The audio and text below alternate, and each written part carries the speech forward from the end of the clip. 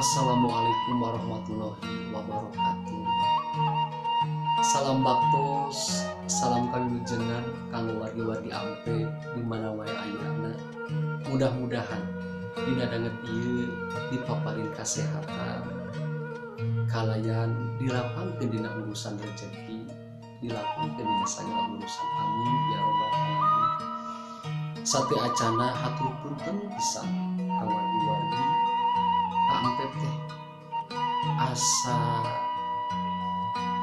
gaduh ganyelan, aya hal anu teu apal, kumaha kitu bade tumaros ka wargi-wargi ampep di mana wae aya.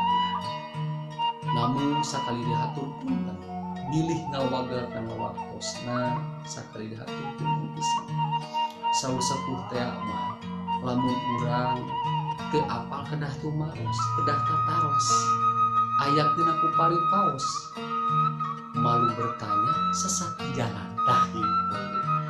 Atuh naon cenah ieu nu janten ganjalan ampep teh sakali deui bade diutarakeun ka wargi-wargi manawi biasa ngabantos da margi ieu teh kasayan kanggo urang sadaya. Mudah-mudahan janten hiji pencerahan kanggo urang sadaya. Teu ngajantenkeun kekeling kana ati poekeun kana mana.